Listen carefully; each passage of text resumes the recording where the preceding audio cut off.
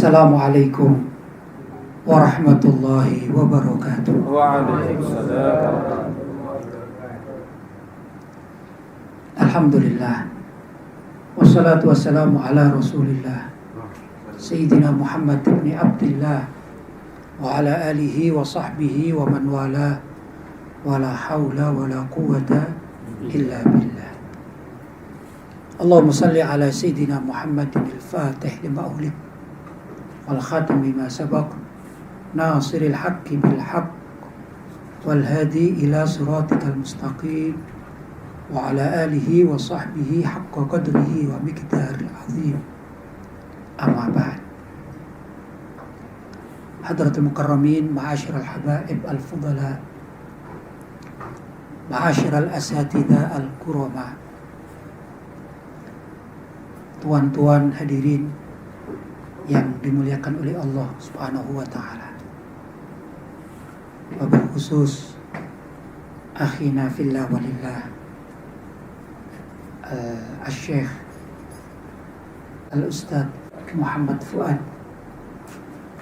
Mudah-mudahan beliau senantiasa diberi kekuatan, diberi perlindungan, diberi kemudahan oleh Allah Subhanahu wa taala agar tetap dapat membimbing kita semua dalam menjalani kehidupan di dunia ini dan hingga kelak sampai di akhirat di hadapan Allah Subhanahu wa taala.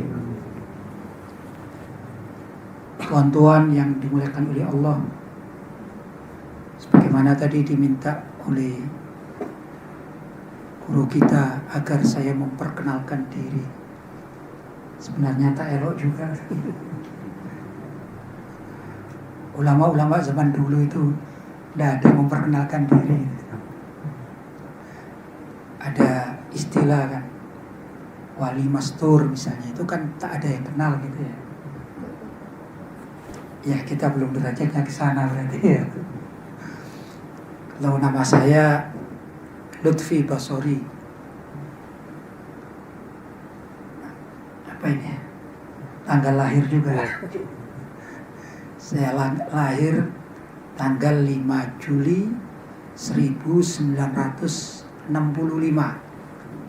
Jadi 2 bulan lagi saya usia berapa? 52 ya. Kalau sekarang masih 15. Sekarang masih 15. Ya karena saya dulu belajar di Mekah, jadi bacanya dari kanan gitu. 15 dari kanan, 51 gitu. Alhamdulillah, saya dulu sempat belajar di Abu Yasin Muhammad bin Alwi Al-Maliki, Makkah Al-Mukarramah. Saya masuk tahun 1983 dan pulang 1991 karena takut dibom. Nah, waktu itu perang Harbul Khalij, perang Teluk ya, yang Irak lawan Saudi.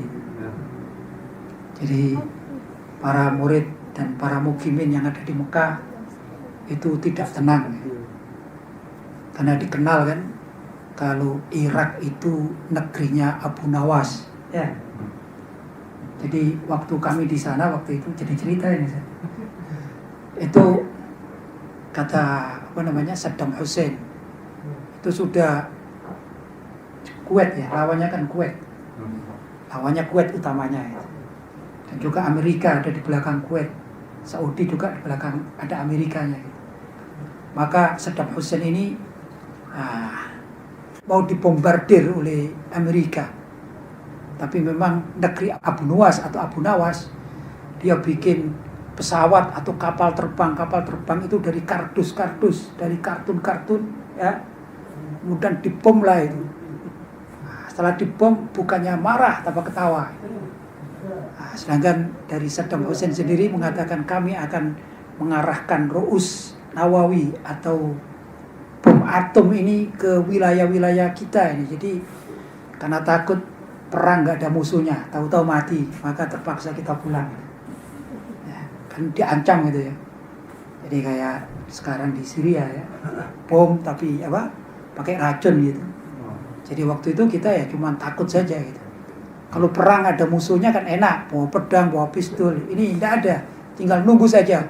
Jadi kalau ada pengumuman dari pemerintahan, hati-hati masyarakat, semua pakai apa ini namanya? Masker ya. Maka kita pakai masker, jadi nunggu mati saja. Mengingat gitu saya pulang akhirnya tahun 91. Walaupun masih kerasan, masih betah di sana, maklum ya. Terus sedikit perkenalan saya dengan bapak-bapak hadirin. Mudah-mudahan ada manfaatnya dan mudah-mudahan sudah kenal semakin sayang. Ikhwani rahimakumullah. Kalau kita berbicara tentang Isra dan Mi'raj Nabi kita Muhammad sallallahu alaihi wasallam, itu tidak mungkin dipelajari hanya dalam waktu 1-2 jam, tidak mungkin. Sekalipun peristiwa itu kalau hitungan manusia normal seperti kita-kita, peristiwa Isra dan Mi'raj itu sangat singkat. Tapi kalau maknawinya itu sangat luas. Bertahun-tahun mungkin tidak habis-habisnya untuk dibahas. Ini karena Allah SWT memberikan keberkahan kepada perjalanan baginda Nabi Muhammad SAW yang sudah kita kenal. Di dalam ayat Al-Isra ada kalimat alladzi barakna haulahu, yang kami beri keberkahan di sekelilingnya dalam peristiwa itu, di waktu itu, di tempat itu. Maka kita memerlukan waktu yang banyak untuk berbicara Isra Mi'raj, walaupun peristiwa Isra Mi'raj itu sebenarnya hanya sekejap. Ini rahasia Allah Subhanahu wa taala. Dalam bahasa Al-Qur'an dikatakan lailan, cuman 1 malam. Lailan pun bukan 12 jam. Ya, peristiwanya bukan 12 jam. Kalau kita kan mengatakan 24 jam itu kan sehari semalam. Tapi ayatnya mengatakan lailan, hanya 1 malam. Itu pun secuplek dari malam. Jadi peristiwanya bukan berangkat ba'dal maghrib, pulang menjelang subuh, bukan begitu. Menurut para ulama, bahwasanya peristiwa Isra dan Mi'raj itu tatkala Nabi Shallallahu alaihi wasallam tidur di kasur, apa di sini? Katil. Ya.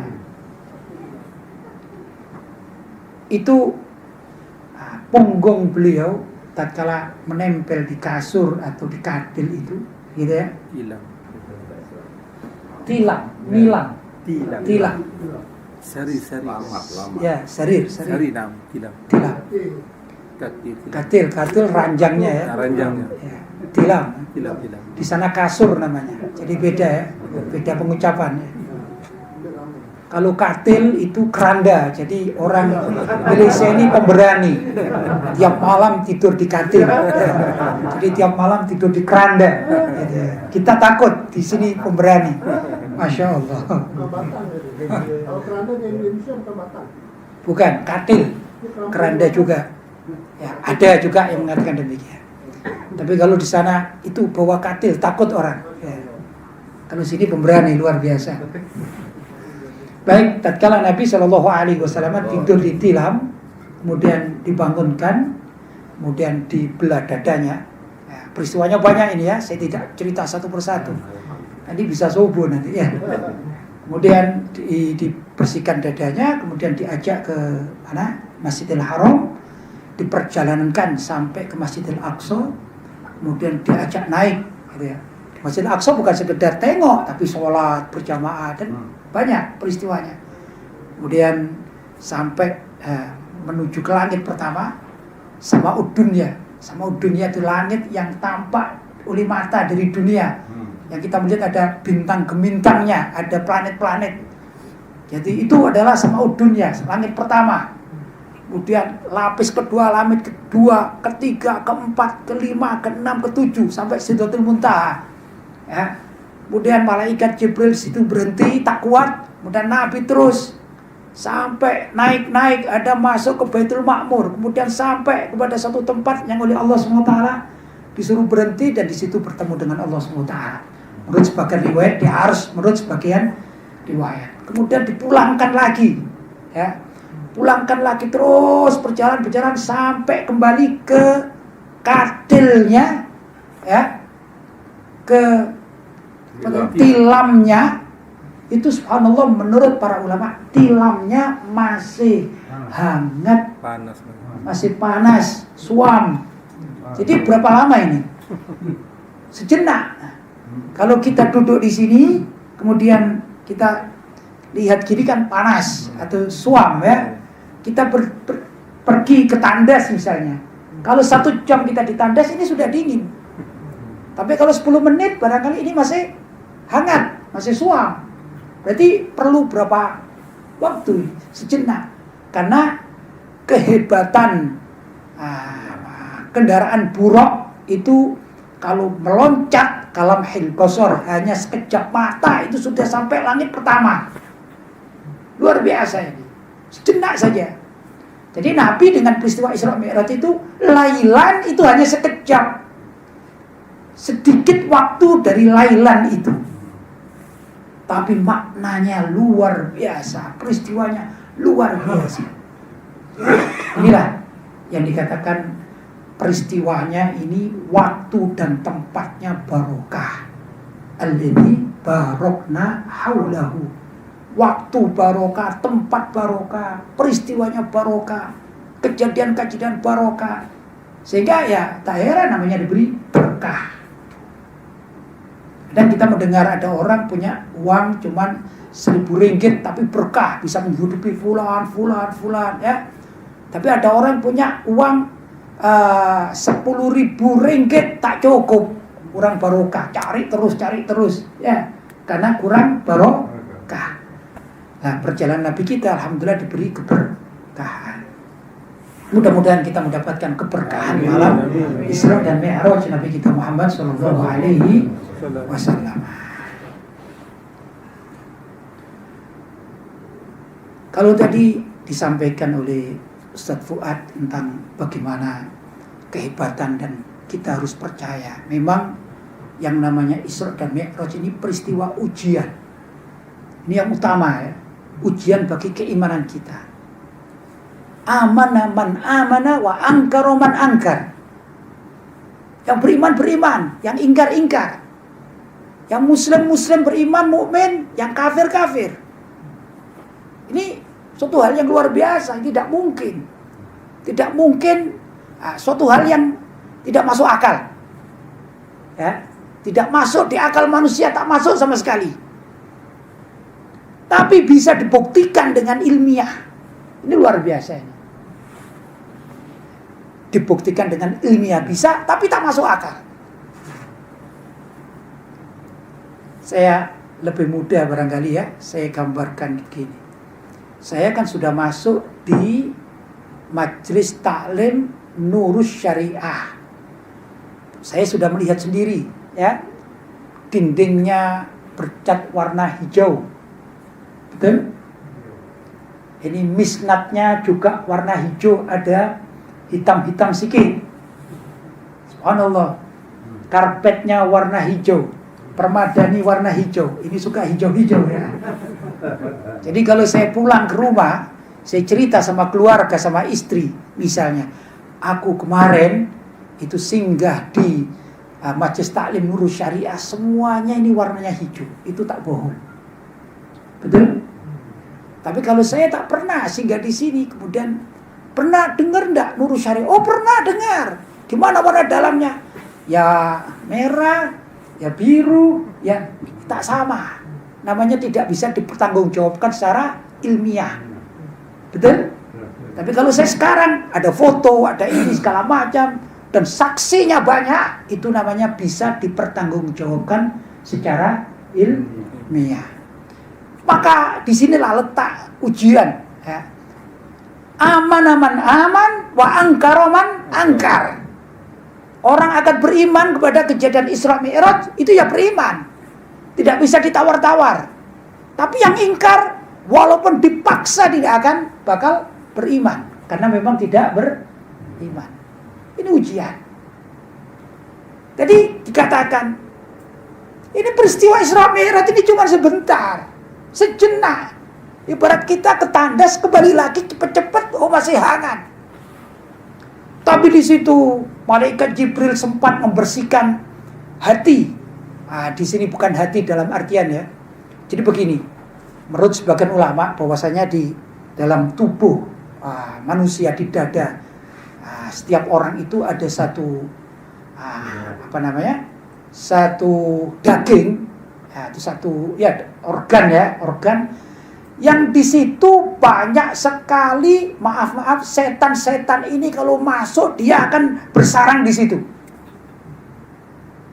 Ya, Nabi Muhammad SAW dengan mukjizatnya, dengan kekuasaan Allah, dengan kemaksumannya, ya, itu tidak ada setan yang masuk dalam diri Nabi, tak ada. Dan menurut hadis Nabi SAW, setiap manusia itu dijaga oleh dua makhluk, ditemani, yang satu setan, yang satu malaikat, berebut ini, satu malaikat, satu setan. Bukan yang kita mengatakan raqib atid, bukan itu maksudnya, bukan ya. Jadi setiap manusia itu didampingi oleh malaikat dan setan, begitu. Setan yang mengganggu, malaikat yang menyelamatkan. Kata Nabi SAW tatkala ditanya, apakah engkau juga ya Rasulullah, engkau didampingi oleh setan? Kata Nabi, iya, betul, aku juga didampingi oleh setan. Cuman ini setan yang dampingi aku itu kalah sama kekuatan yang diberikan oleh Allah, sehingga setan itu masuk Islam dan tidak berani untuk mengajak aku kepada ke arah kejahatan. Itu menurut sebagian hadis Nabi dikatakan demikian. Saya tidak bicara hadis itu tadi ya.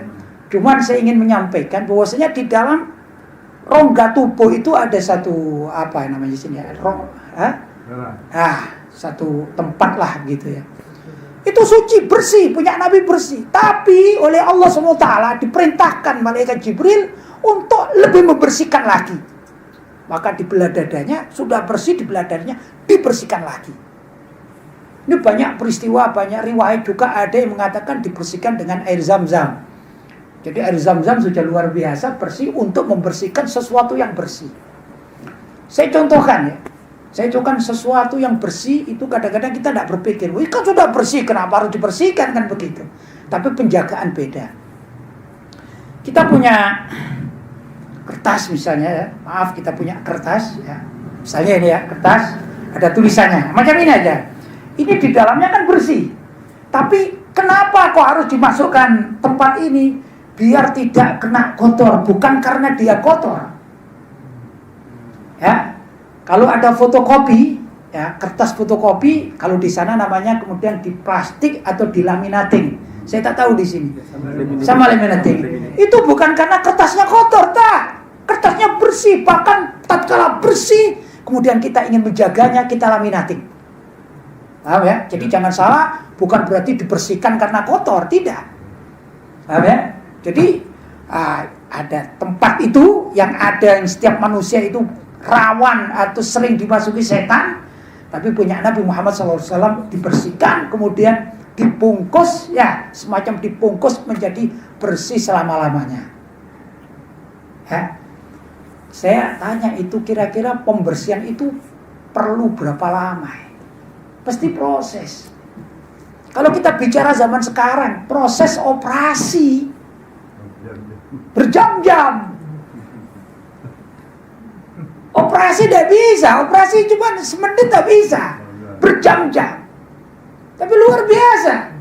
Jadi waktu yang secepat itu ternyata memiliki rahasia yang sangat luar biasa. Dioperasi, dikembalikan, dibersihkan. Itu kalau zaman sekarang perlu berapa hari mungkin ya. Ini baru satu peristiwa. Baru satu peristiwa yang tidak memerlukan perjalanan buruk yang kalam hilbasor, tidak membutuhkan itu. Baru peristiwa penyucian hati, membelah dada. Ini satu peristiwa.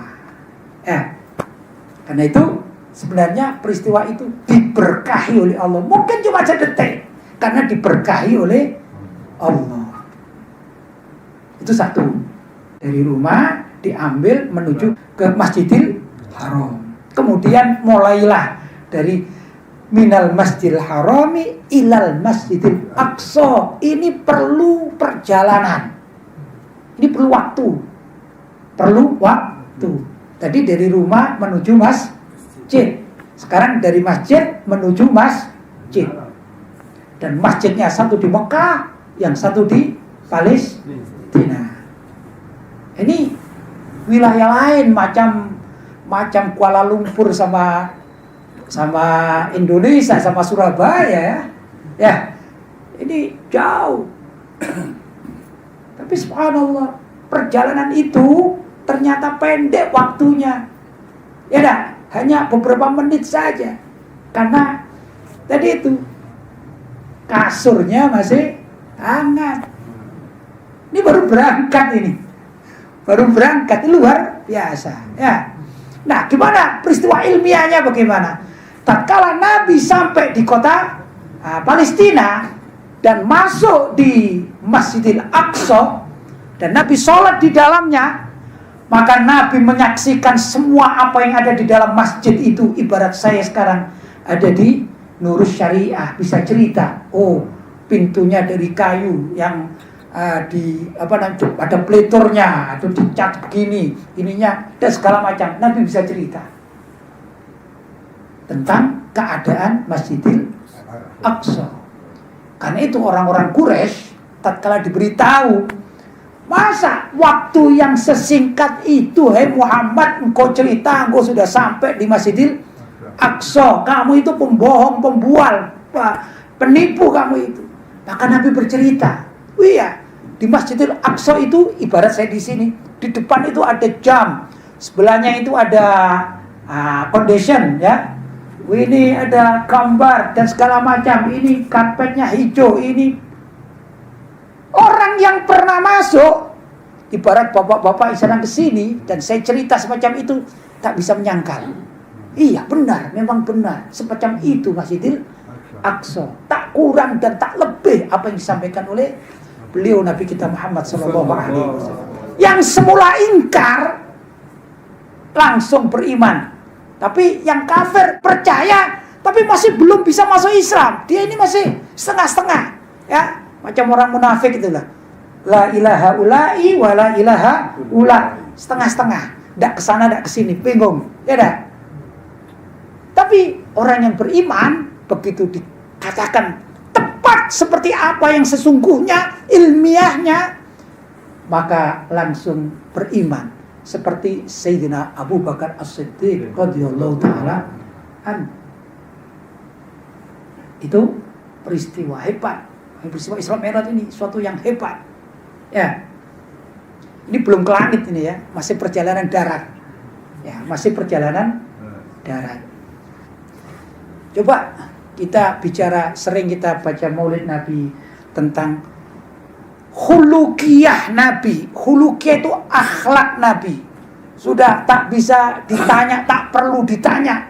Ya, akhlak Nabi bagaimana, kesabaran beliau bagaimana, itu banyak diterangkan oleh ulama-ulama kita. Ya, kita takjub dengan akhlak budi luhurnya, sopan santunnya, perilaku Nabi sudah banyak sekali.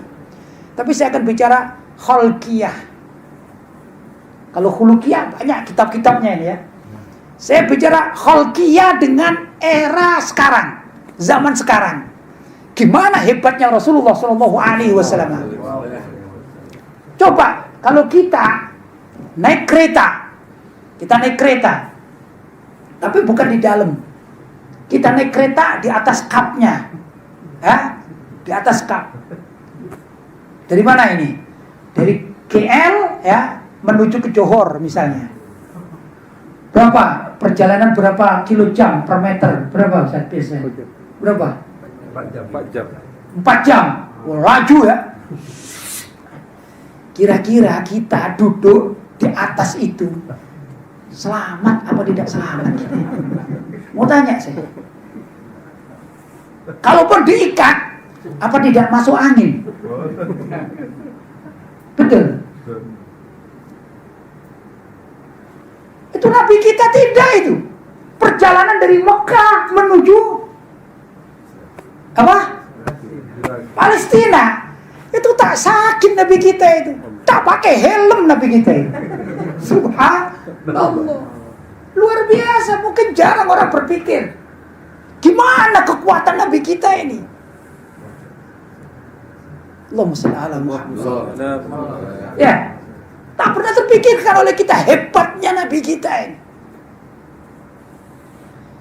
Kalau ditantang sama anak muda-muda, tak kalah Nabi kita. Saat itu usianya 40 tahun lebih sedikit.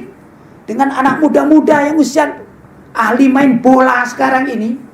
Ya dah, coba suruh naik di atas kapnya itu. Habis anak muda ini. Nabi kita tak habis. Luar biasa ini, luar biasa ini. Kalau bukan suatu hal yang diberikan oleh Allah, tak mungkin. Dan nyata bisa dibuktikan secara ilmiah, menerangkan tentang keadaan Masjidil Aqsa tepat. Sehingga tak ada orang-orang Mekah saat itu yang mengingkari kebenaran informasi yang disampaikan oleh Rasulullah SAW tentang situasi Masjidil Aqsa. Luar biasa. Jadi rasanya kita itu tak ada apa-apanya sama Nabi kita. Kekuatan kita itu tak ada apa-apanya. Jangankan kita, Mike Tyson tak ada apa-apanya. Betul ini. Coba Mike Tyson suruh naik di atas kapnya kereta itu. Habis itu. Jatuh, habis. Tapi Nabi kita tak seperti itu. Alhamdulillah. Semakin cinta kita kepada Nabi kita. Karena itu kalau anak-anak muda ya, anak-anak muda sekarang itu mengidola. Ada gladiator, ya dah. Karena ada kan itu, wah pemain apa itu? Ya pokoknya semacam petinju dan ini segala macam. Itu tak ada apa-apanya. Tak ada apa-apanya dengan Rasulullah Sallallahu Alaihi Wasallam. Ini perjalanan darat. Baru perjalanan darat. Gimana dengan perjalanan udara? Ini tambah luar biasa.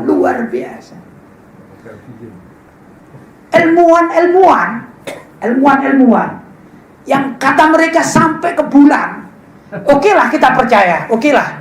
Kita bukan orang yang hasut ya, bukan orang yang iri, bukan orang yang punya dengki. Oke lah kita percaya.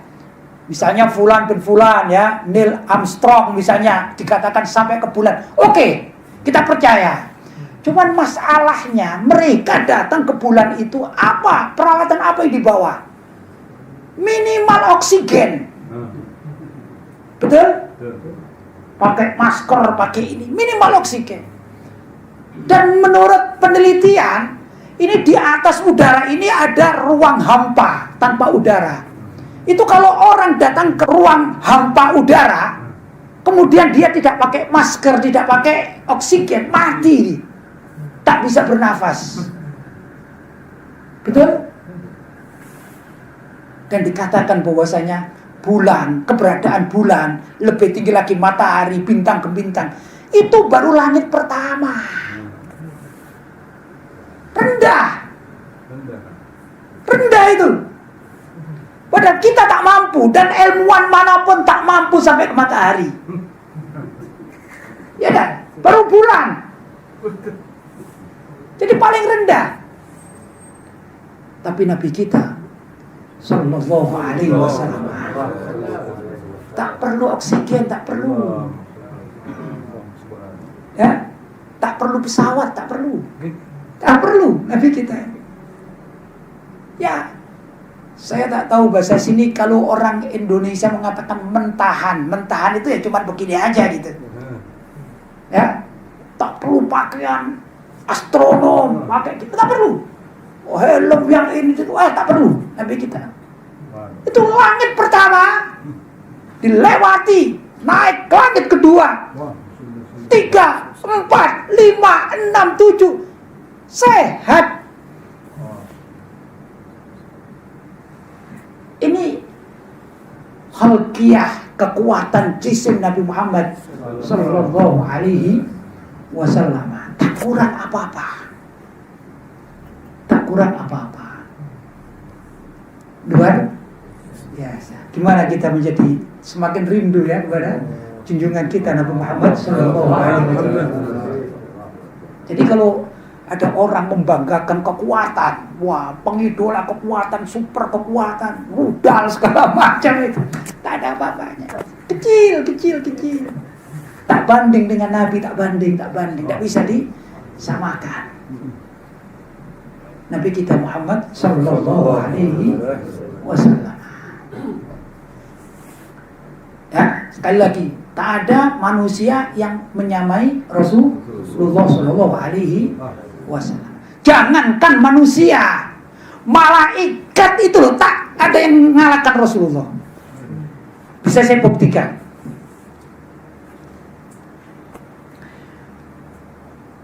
Apa ya orang mengatakan ya, Imamul Malaikah atau rajanya para malaikat itu kan malaikat Jibril alaihissalam. Tidak ada malaikat yang melebihi kehebatan malaikat Jibril ya, alaihissalam. Jadi kalau ada malaikat yang lain-lain ini dibanding dengan malaikat Jibril tak ada apa-apanya.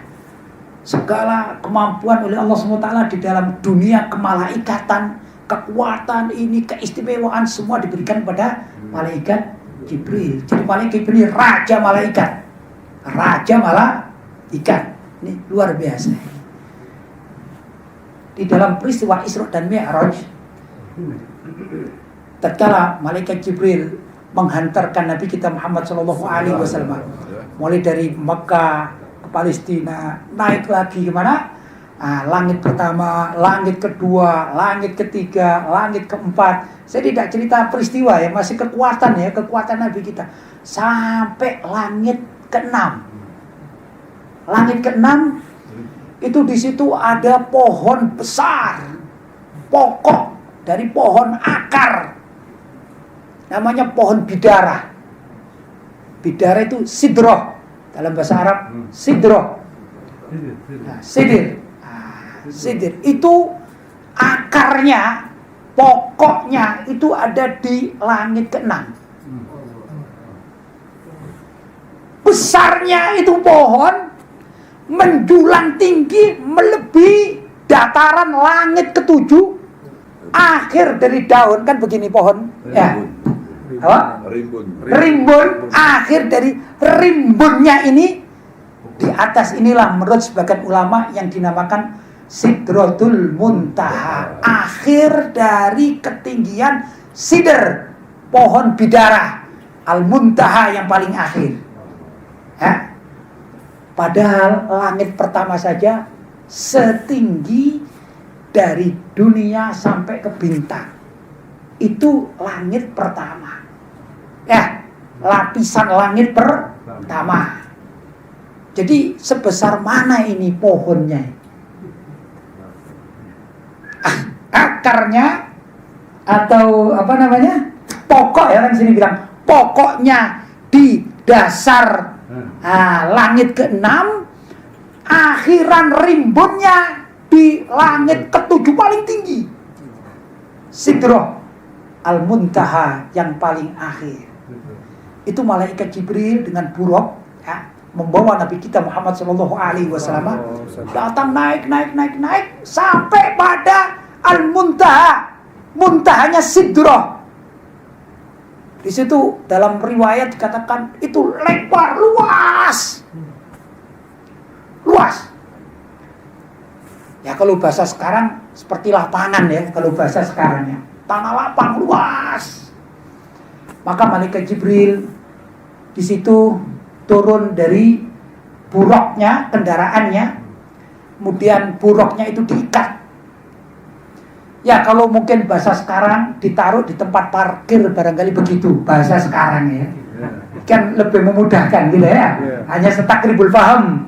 Ya hanya takribul faham, memudahkan pemahaman kita ya. supaya kita lebih cinta pada Nabi kita kan. Allah. Takribul faham kan begitu ya. Sudah, Nabi turun, Nabi Muhammad turun, malaikat Jibril turun, dan buruk ini diikat. Yang namanya kendaraan. Sebentar lagi Allah SWT perintah kepada Nabi kita Muhammad SAW. Irqa, kau naik ya Muhammad. Suruh naik. Yang namanya Nabi kita ini dijemput oleh malaikat Jibril. Beliau tidur dibangunkan. Ya, beliau tidur dibangunkan di malam hari. Perjalanan sekian panjang, masafanya dihantar. Ada pertanyaan-pertanyaan dijawab. Begitu pada akhir tempat di Sidra dipanggil oleh Allah, kata malaikat Jibril, lah ya Muhammad, saya tidak bisa, saya tak sanggup naik lagi. Ini derajatku hanya sampai di sini. Kalau aku naik sejengkal, aku terbakar. Itu malaikat Jibril mengatakan terbakar. Dirinya akan terbakar kalau melewati batas Sidratul Muntaha. Padahal Rasulullah dipanggil oleh Allah, suruh naik. Kata Rasulullah, ya Jibril, sejak tadi engkau menemani aku. Kenapa sekarang sudah pada puncaknya engkau tinggalkan aku? Dijawab, ya karena bukan makomku lagi. Tak kuat itu malaikat Jibril mengikuti perjalanan Rasulullah Sallallahu Alaihi Wasallam. Kata beliau tadi ya, seorang dai yang mengikuti Rasulullah tidak boleh lelah ya. Menghantar biar lelah. Yang menghantar biar lelah. Betul ya? Kadang-kadang ada ustaz diantarkan ke sana, itu sopirnya lelah tidur di mobil, ustaznya tak tidur. Ya, sunnahnya memang begitu. Sunnahnya memang begitu. Banyak riwayat tentang hal itu. Tentu saya tidak bisa menyebutkan semuanya ya, satu persatu, tapi saya ringkas, saya kupas sedikit gitu ya, supaya memudahkan kita. Kemudian Allah perintah Nabi Muhammad untuk naik, maka Rasulullah naik sendirian. Rasulullah naik sendirian. Banyak riwayat, di antara riwayat yang saya baca itu Rasulullah sampai ke suatu tempat yang menurut sebagian ulama dinamakan mustawa ya. Maka antara Sidrah Al-Muntaha dengan mustawa itu ada lapis 70.000 semacam cahaya. Jadi masih naik-naik lagi Rasulullah. Masih naik lagi. Itu kekuatan khalqiyah. Melewati cahaya. Padahal ke Sidrah sendiri itu ya luar biasa. Kita tak sampai ke sana itu. Penerbangan manapun tak ada yang ke sana. Tapi Nabi Muhammad terus jalan. Ya memang ada peristiwa-peristiwa ya di setiap tingkatan-tingkatan, ketemu Nabi Fulan ya. Di antaranya yang ketemu di langit ketujuh itu ada seorang yang ditemui oleh beliau. Ada orang yang ganteng, ada yang tampan. Orang sini apa bilang? Elok, cantik ya. Luar biasa tampan. Bahkan seakan-akan beliau ini, Nabi Muhammad ini seakan-akan melihat dalam cermin. Dari hampir sama. Ada laki-laki yang hampir sama, wajahnya hampir sama, tampannya hampir sama. Itu di langit ketujuh. Kemudian masih bersama malaikat Jibril ya. Maka Nabi bertanya, ya Jibril, siapa itu orang yang Masya Allah luar biasa gantengnya ini, seakan-akan aku bercermin, aku melihat orang itu. Maka malaikat Jibril mengatakan, hadza abuka Ibrahim.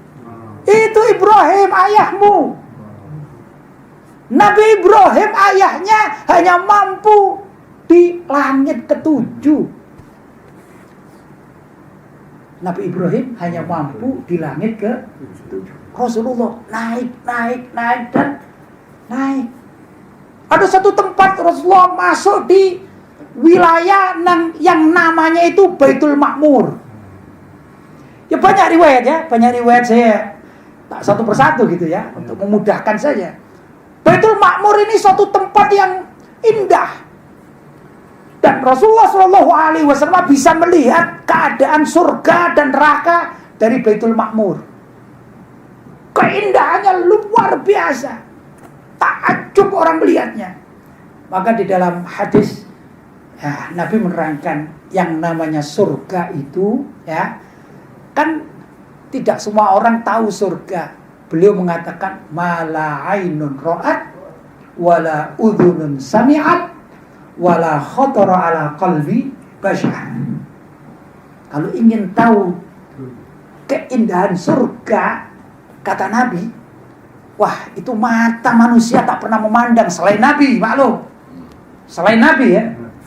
Ya selain Nabi Muhammad sama Nabi Adam yang lahir di mana? Di surga ya, diciptakan di surga lain itu ya. Tapi secara umum, ya kalau menurut para ulama ahli nahwu, bacanya tidak boleh mala aina ro'at, tidak boleh. Karena Nabi Adam pernah melihatnya, Rasulullah pernah melihatnya, maka bacanya mala ainun ro'at. Demikian. Insyaallah Ustaz Fuad ini sudah paham masalah nanti urusan nahwu beliau aja ya. Saya tidak ngajar nahwu di sini. Tapi bacanya mala ainun ro'at, mata manusia belum pernah melihatnya. Yang namanya belum pernah melihatnya itu ya nggak bisa cerita, Pak. Cerita bagaimana keindahannya. Segala keindahan di dunia ini yang ada, tempat wisata, tempat apa ya, tur yang katanya indah. Misalnya di Florida sana ada tempat air terjun dan segala, itu kecil. Mungkin bapak-bapak pernah dengar di Bali, ada wilayah di Indonesia Bali, pantai Sanur, pantai ini yang dibanggakan, itu tak ada apa-apanya. Kecil sekali, keindahannya sudahlah, tak perlu dibandingkan. Apa yang kita bayangkan tentang surga, keindahannya, ya memang di dalam Al-Quran ada diterangkan, itu pun sedikit. Seperti ada air yang mengalir, sungai-sungai yang di situ sungainya saja seperti air susu, yang manisnya seperti madu. Itu baru sungainya. Coba sungai di Kuala Lumpur ini gimana rasanya ya? Ya, itu sungainya ini seperti air susu, kalau diminum seperti air madu. Diterangkan di situ, ya dalam hadis-hadis. Ada satu kubah ya, atau bangunan semacam istana itu ya, dari zabarjad, dari batu permata yang indah-indah, yang gemerlapan. Jadi nggak bisa membayangkan, itu gambaran kecil yang disebutkan di dalam Al-Quran maupun hadis kecil. Nabi sempat melihatnya dan beliau mengatakan ini tidak ada di dunia, tidak ada. Karena itu katakan mala ainun ro'at wala udhunun sami'at. Bahkan bercerita, ini telinga ini belum pernah ada yang mendengarkan keindahan yang asli, yang hakiki. Tak bisa. Luar biasa ini. Wala khatara ala qalbi bashar. Bahkan kerentak hati, kata orang Indonesia apa ya? Apa yang terlintas dalam hati tentang sebuah keindahan, sebuah taman yang luar biasa. Kita berpikir macam apapun, itu semuanya kecil dibandingkan keindahan taman surga. Mudah-mudahan kita bisa hidup di dalamnya. Allahumma amin. Allahumma amin. Mohon maaf, boleh saya cerita ya? Ini cerita ini pribadi, Ustaz. Maaf ya, bukan apa ya. Saya pernah mimpi gitu saja. Cuma nikmatnya ini ya, nikmatnya. Maaf, saya bukan cerita karena apa ya? Karena ini lagi asyik gitu. Dulu saya waktu di Mekah atau di Medina itu, saya belajar, suka qasidah saya, suka qasidah ya, bisa murid gitu ya. Nah, saya masih ingat lagu yang saya pelajari itu, nahnu man asyraqa fina hadayu rabbil alamina sadruna sa'diyaan qalbuna haqqan yakina. Itu saya baru belajar, jadi masih asyik-asyik gitu. Jadi malam saya baca, subuh saya baca, namanya asyik gitu ya. Sampai sehari, 2 hari, 3 hari, saya tak tahu ini. Tahu-tahu suatu pas malam hari, ya, Saya ini bermimpi.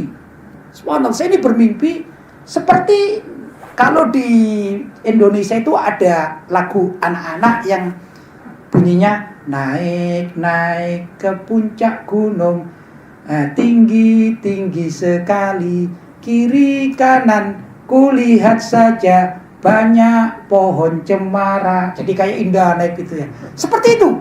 Dalam mimpi ini ya, mohon maaf nih, dalam mimpi. Jadi saya seperti naik ke gunung gitu, tapi lagunya bukan naik-naik itu, tapi tadi itu apa? Apa tadi saya? Qasidah tadi loh. Nahnu man asyraka fina. Sambil saya tengok-tengok kanan kiri. Ya begitu. Ini di kanan kiri perasaan saya itu waduh suatu hal yang indah gitu ya, luar biasa. Mimpi. Wallahu alam ini mimpi dari mana, wallahu alam, namanya mimpi. Ya makanya saya bukan ya mau cerita apa. Nah, di ujung sebelah sana itu sepertinya ada pintu besar, raja pintu besar itu.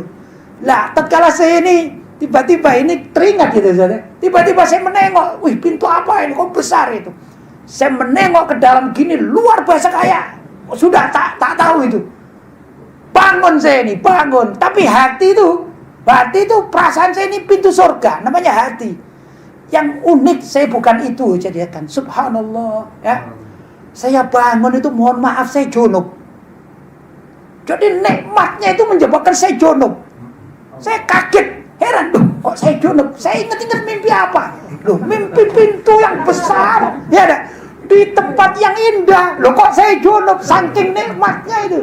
Junub luar biasa. Wah, saya tak tahu apa benar itu pintu surga apa. Yang penting ternyata menikmati sebuah mimpi ya, bukan karena hubungan dengan wanita, dengan apa, bukan itu. Ternyata suatu kenikmatan yang luar biasa. Saya pribadi mengalaminya. Ya mudah-mudahan itu ya, keyakinan itu benar. Mudah-mudahan itu pintu surga ya. Mudah-mudahan, tapi kan tak tahu.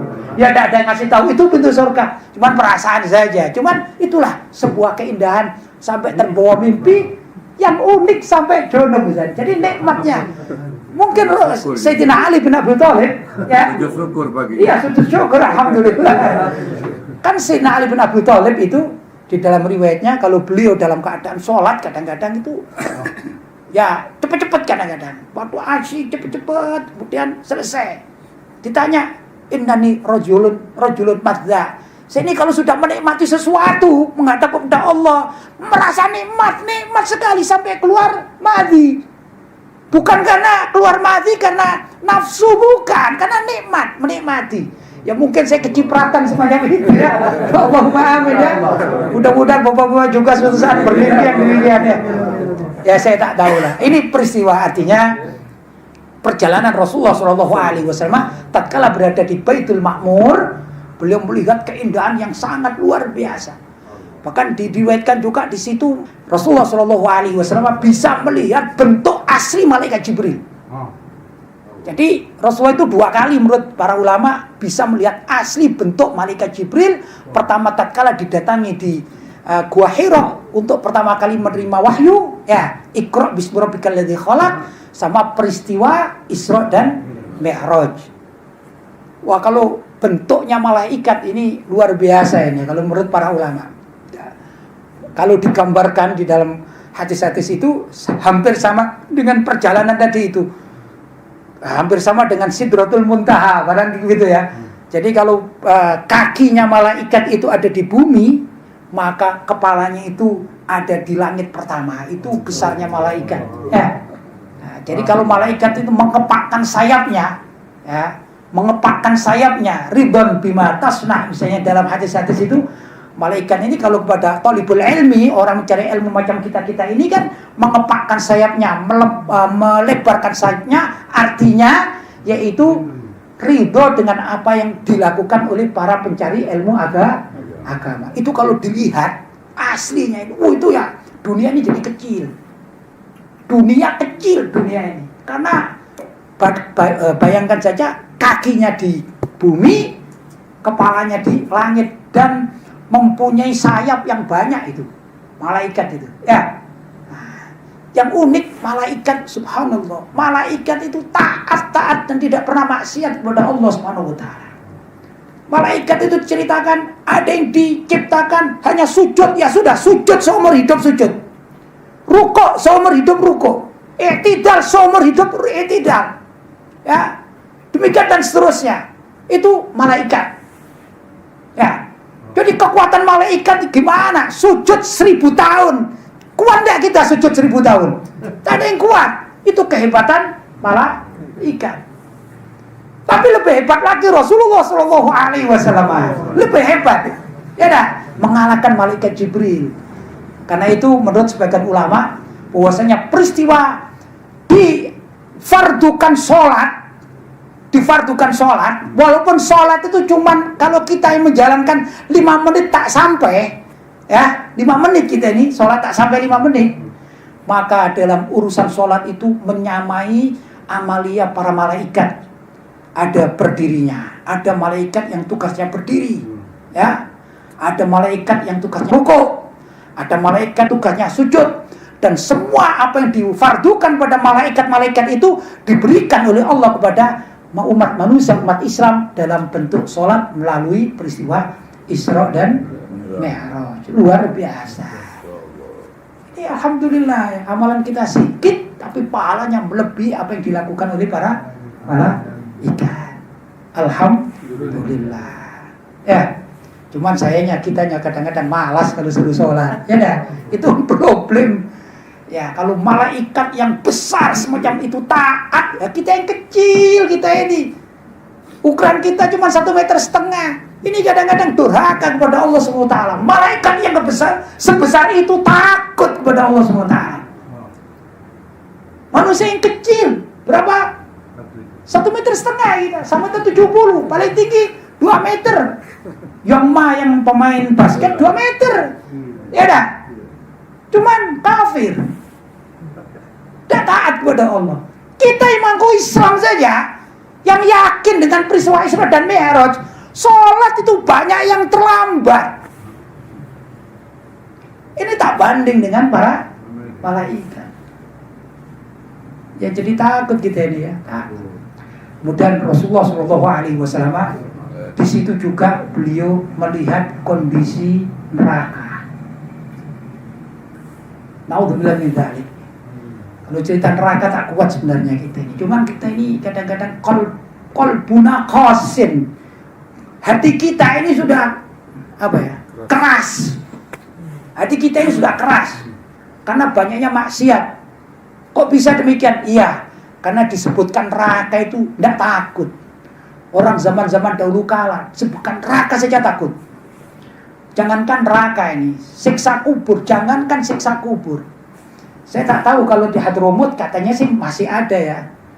Kalau orang mengantarkan jenazah, itu orang yang saya pernah dengar di Hadramut, saya belum pernah masuk Hadramut ya. Katanya masih menangis. Tapi kita tidak sekarang.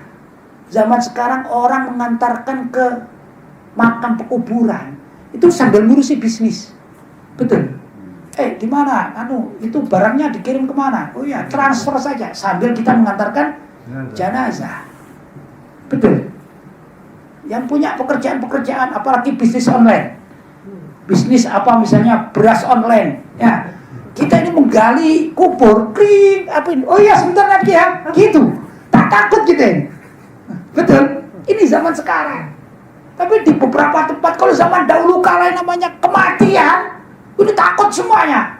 Suatu wilayah itu sudah merasa kehilangan. Kalau sekarang enggak, ya memang sudah akhir zaman. Nah, Nabi SAW melihat neraka, kondisi neraka. Dia menangis beliau. Melihat kondisi neraka luar biasa. Menakutkan. Dalam ayat dikatakan waquduhan nasu wal hijarah. Tentang neraka ini, wakut itu bahan bakarnya.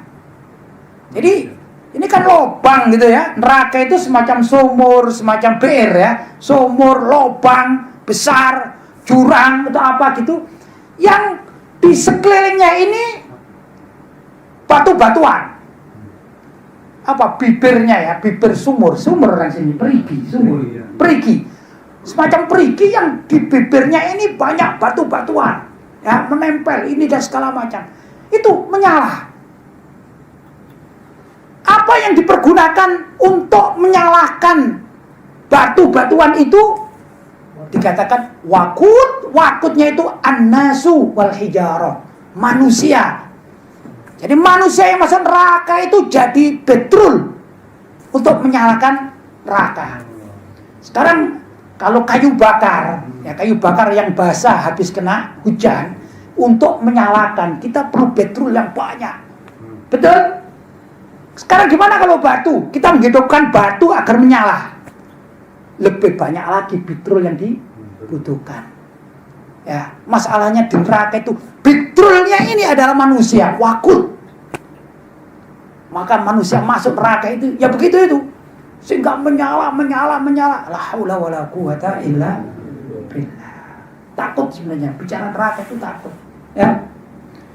Paling ringannya siksa neraka itu kalau ini ada batu yang paling tinggi tempatnya di perigi, ya, di bibir sumur, bibir perigi itu paling tinggi. Kan yang paling dalam itu tempatnya orang kafir dan orang munafik, ya, fit darkil asfali minan nar. Ya, ada orang munafik dan orang kafir ada di dalam kerak neraka. Sedangkan yang paling atas, yang paling dingin itu ada batu. Yang menurut sebagian hadis Nabi Muhammad SAW, apabila ada orang yang kakinya singgah menempel pada batu yang paling dingin, maka otaknya yang akan memuai, otaknya yang terjaring, terjerang, ya.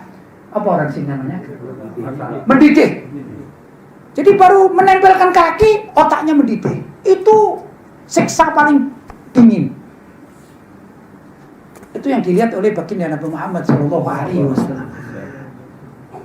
Ya, kita ini kadang-kadang tidak takut sama neraka. Ya, ucapan kita aja yang takut neraka, takut. Mungkin masuk surga, ingin. Tapi perilaku kita justru menjauhi surga dan mendekati neraka. Itu problem kita ini.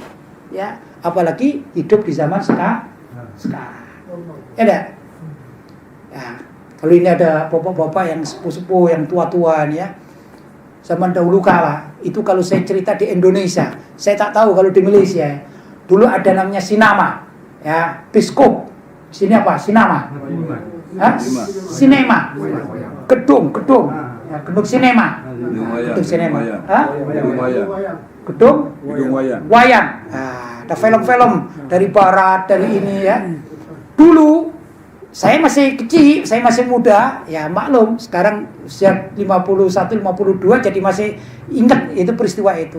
Dulu namanya anak, saya juga suka lihat film barat, ya, kungfu, film ini, Bruce Lee, ya, namanya anak gitu, ya. Itu kita kalau ingin maksiat, itu jalan dulu dari rumah ke tempat gedung itu, ya dah. Itu pun sama orang tua, seringkali kalau pulang dipukul. Ya dah, seringkali kalau pulang dipukul. Itu maksiat. Tapi ala kulli hal, karena kita kalau mau ke sana itu beli tiket. Ya dah. Jadinya tidak setiap saat bisa maksiat. Itu zaman saya masih kecil, ya. Zaman sekarang enggak. Itu film ada di HP kita, di dalam sini. Betul. Jadi zaman sekarang ini maksiatnya dibawa. Dulu kita mau maksiat, pergi dulu, usaha. Tapi sekarang bukan usaha, maksiatnya yang menyeret kita ada di saku kita. Ini zaman sekarang ini. Jadi kita bukan mendekat kepada surga, tapi neraka yang kita saku. La haula wala quwata illa billah. Subhanallah. Padahal kita mengidola kepada Rasulullah SAW. Bapak-bapak dan saudara-saudara yang dirahmati oleh Allah, waktu juga sudah malam. Saya akan membawakan terakhir sebagai penutup. Peristiwa banyak kalau kita bicara tentang Isra Mi'raj, saya katakan itu seminggu tidak selesai, ya. Setahun. Bahkan Abu Yazid Muhammad bin Alwi Al-Maliki, saya bawa kitabnya sekarang di kamar ini, ya. Itu menulis bab tentang Isra Mi'raj, namanya Wa huwa fil ufuqil a'la. Kitab itu tebelnya segini. Ya, kalau dibaca satu persatu 1 bulan tak selesai itu, ya. Itu para ulama mencatat tentang Isra Mi'raj, apalagi dijadikan pengajian. Wah, sudah berbulan-bulan, bertahun-tahun selesai. Ini 2 jam tak selesai. Tak selesai, pasti tak selesai ya. Satu ingin saya sampaikan sebagai nasihat untuk diri saya sendiri, juga untuk bapak-bapak yang hadir ya. Jadi dalam perjalanan juga tadi saya sampaikan, ini penting kehidupan kita ya, di masa sekarang. Nabi SAW dalam perjalanan Isra dan Mi'raj itu ada suatu peristiwa dicegat. Ada 3 orang mencegat, yang 1, 2 saya tak cerita karena sudah malam. Ada pencegat, yang mencegat, menyetop itu ada seorang nenek tua. Ya, nenek tua. Ya, sudah nenek tua, sudah ompong ya, sudah tak punya gigi dan segala, sudah keriput, rambut sudah putih semuanya. Kalau di Indonesia ini mungkin juga bapak-bapak pernah melihat film-film Indonesia ya, sinetron itu ada Mak Lampir. Ya, itu Mak Lampir itu terkenal di mana? Di Indonesia, Mak Lampir. Jadi saya kalau bicara di sana ya ada Mak Lampir, sudah paham semuanya ya. Orang sudah begitu, subhanallah, cuman ini dia bergincu, dia pakai lipstick, pakai ini, pakai anting yang indah, segala macam. Padahal dia ini sudah reot. Kalau misalnya didorong sama anak muda, cerit gini aja sudah jatuh mati, ini sudah nenek. Ya, karena sudah tua. Cuman dia pakai baju, pakai ini. Kemudian dia menyetop Rasulullah, ya Muhammad, ta'al ya Muhammad. Sini kau Muhammad, ajlis. Anzul ya Muhammad. Padahal siapa? Nabi Muhammad bersama malaikat Jibril naik buraq menuju ke tadi Sidratul Muntaha tadi, dalam perjalanan. Maksud saya dalam perjalanan.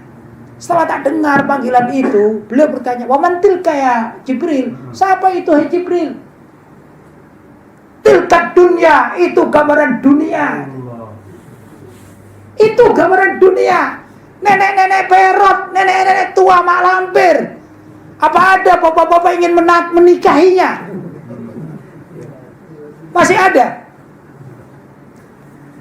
Ini anak muda-muda masih ingin menikah dengan nenek-nenek. Jangankan yang muda, yang tua-tua saja berpikir, ini sehari dinikahi mati ini ya. Tapi itulah gangguan. Dikatakan tilka dunia. Untung hai Muhammad engkau tak tengok. Untung hai Muhammad engkau tak turun. Untung hai Muhammad engkau tak ngeteh bersama nenek-nenek ini. Sini ngeteh ya. Betul? Sama sekarang kan ngeteh, sana ngeteh sini ya. Andai kata engkau turun, engkau tengok, engkau ikut duduk dengan si nenek-nenek ini, maka kelak umatmu akan berebut dunia. Padahal Nabi kita tak tengok ini. Nabi kita ala siratil mustaqim, lurus. Selagi berdakwah, selagi dipanggil oleh Allah beribadah, lurus. Tak tengok kanan kiri, tak seperti kita. Kita berangkat sholat Jumat dari rumah. Ada kawan, sini, ada singgah ini, ada ngeteh. Oh iya sebentar. Oh masih banyak waktunya. Ngeteh dulu. Kita itu. Ya. Ini ada makanan percuma. Oh iya. Ini dekat azan. Oh belum, masih lama. Nabi kita tak begitu. Nabi kita tak tengok terus. Alhamdulillah Nabi kita tak tengok. Itu pun kita ini ketertarikan terhadap dunia jauh lebih besar daripada ketertarikan kepada urusan agama, urusan akhirat. Kerja kita lebih lama waktunya daripada ibadah kita. Waktu kita cari duit lebih jauh, lebih mendalam daripada kita mencari pahala. Betul? Kalau ada misalnya sesuatu yang menghasilkan uang, ya dah. Sesuatu menghasilkan uang, misalnya jualan ini. Ini harganya 1.000 ringgit misalnya. Ya. Kita mengejarnya. Kalau ada orang minta, ini urusan akhirat ini. Orang minta kita sedekah. Kan urusan akhirat, lillahi ta'ala, kenal tak kenal kita memberi urusan sedekah. Apa mau kita ngasihkan 1.000 ringgit kepada dia? 1 ringgit. Kalaupun ada 10 ringgit tapi minta kembali 9. Ya, 10 ringgit dikasih, mana kembalian 9? Itu kita. Jadi urusan dunia ini jauh lebih kuat di hati kita daripada urusan akhirat. Mungkin hanya cerita. Zaman dahulu kala itu mungkin ada orang yang kalau punya gaji 1.000 ringgit, yang 500 dikasihkan fuqara dan masakin, yang 500 baru untuk keluarganya. Itu mungkin ada di dalam kitab-kitab sejarah saja. Sekarang sudah jarang. Mungkin tak ada mungkin ya. Susah mencari yang demikian. Ini Nabi kita tak tengok dipanggil nenek-nenek mak lampir. Andai kata Nabi kita ditengok, naudzubillah, mungkin kita sudah tak ingat surga dan neraka. Mungkin kita sudah hilang dengan kehidupan dunia. Ya, kalau pukul sekian ini masih ada mengaji, alhamdulillah, masya Allah, masih ada yang ingat kehidupan akhirat ini, masya Allah. Tapi ini sedikit jumlahnya, berapa peratus ini dari orang yang tak sadar. Coba di masjid-masjid, di suruh-suruh, ya, kalau azan maghrib, azan isya, ya, kalau kita tengok di tempat pasar, macam Petronas, macam apa, mana lebih banyak dengan yang ada di masjid, ada di surau. Di sana lebih banyak. Kalau ada tontonan-tontonan, di sana jauh lebih banyak. Betul? Itulah. Dan mereka biasanya ini kartnya juga Islam. Ya, saudara-saudara kita, tapi terbawa ombak dunia yang sangat kuat. Karena sampai Nabi Muhammad pun dicegat, di-stop oleh dunia. Mudah-mudahan kita tidak terikutkan, tidak terombang-ambing dengan kehidupan dunia ini, dan kita mengikuti ala siratul mustaqim, mengikuti jalan yang ditempuh oleh baginda Nabi Muhammad SAW, sehingga kita kelak tetap dibimbing dalam bimbingan beliau Nabi kita Muhammad SAW. Barangkali itu bapak-bapak dan khususnya para habaib dan para ulama, saya mohon maaf yang sebesar-besarnya manakala apa yang saya sampaikan atau canda gurau saya ada yang kurang tepat, mungkin ada bahasa-bahasa yang juga tak dipahami, ya maklum saya orang Indonesia, bapak-bapak mendengar ini dengan telinga Malaysia, saya berbicara dengan lisan-lisan Indonesia, ya, jadi ada sedikit tak sama, saya mohon maaf, mohon ampun yang sebesar-besarnya. Barangkali itu hadza ma aqul lakum wal afu minkum. Wassalamualaikum warahmatullahi wabarakatuh. Waalaikumsalam.